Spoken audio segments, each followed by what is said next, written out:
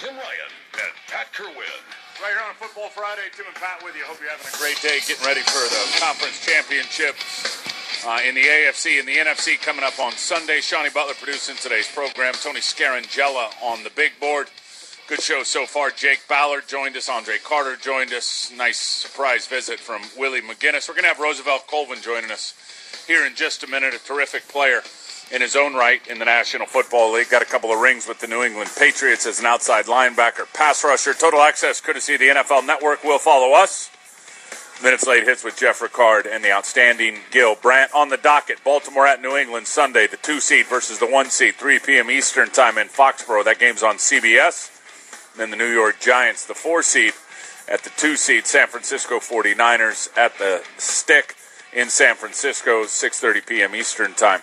Fox Sports, MTC at SiriusXM.com. Send the emails, PatKerwin.com for the best football book out there titled, Take Your Eye Off the Ball, How to Watch Football by Knowing Where to Look. Send me all the tweets at TimRyan99. Pat, on Wednesday, February the 1st, Broad Ripple Magnet High School alum, Purdue University football standout and 2-time Super Bowl champion Rosevelt Colvin is going to be teaming up with Good Sports to make a positive impact on the youth of Indianapolis during the week of Super Bowl 46. A donation of general recreation and baseball equipment valued at over $8,000 will be made to the athletic department in Rosevelt Colvin's name. He joins us right here on the program. Rosie, how you doing, bud?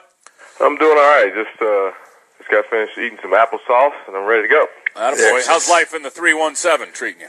The 317, not many people call it that, but it's a little chilly right now. I got a little snow that came last night, so looking at, a nice little chill outside, but everything's good. Everything's good. That's good. Tell us a little bit about the fundraiser. I always love when guys give back to their high schools and to schools of any size that need help. Tell us about it.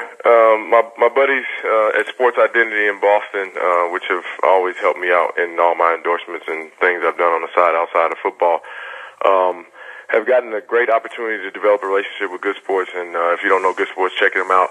They do great things in the community around the country, and I am just flattered to be the beneficiary to pass on the opportunity to my high school. If anybody knows me and what I've done or what I do in the community, I always try to show the inner city kids where I came from and what, the opportunities that I had there. Try to give them an opportunity to see someone that is like them, that, ran the same hallways, got on the same bus stops, that, they can set their goals high and achieve. And so the chance to give back to them, man, is always on the first and foremost on my mind. And so this is a great opportunity, especially with the Super Bowl coming into town. Indianapolis is very excited about it, and for them to be a part of it, I think it's a very unique opportunity. Hey, let's talk a little football before we get into the playoffs. Your thoughts on life in Indianapolis as they're cleaning house, and what your gut tells you about Peyton Manning and his future. The great beneficiary of myself is I get the inside scoop because, Peyton, his foundation, they ship a lot of packages out of my UPS store in Broad Ripple, and so, I get to know whether he was, all the stuff they were breaking in the media I knew 2 weeks earlier, but I think he's competitive enough that he's going to attempt to come back out and play.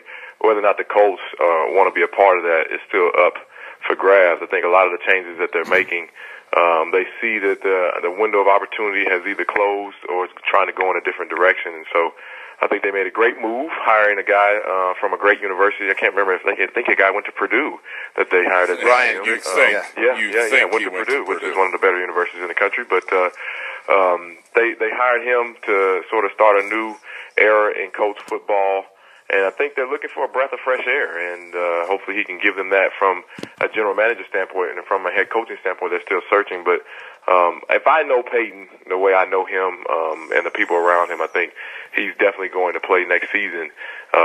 It's still probably up in the air a little bit whether he'll play for the Colts, but I definitely think that he'll be here, especially with the way the cap is figured nowadays, with how rookies can come in, especially the number one pick. It's almost the value of maybe, halfway down, 2-3 years ago when it comes to how much you have to pay out to the kid. There's a number out there today that had been kind of worked up in what the cap charge will be for Indianapolis if, in fact,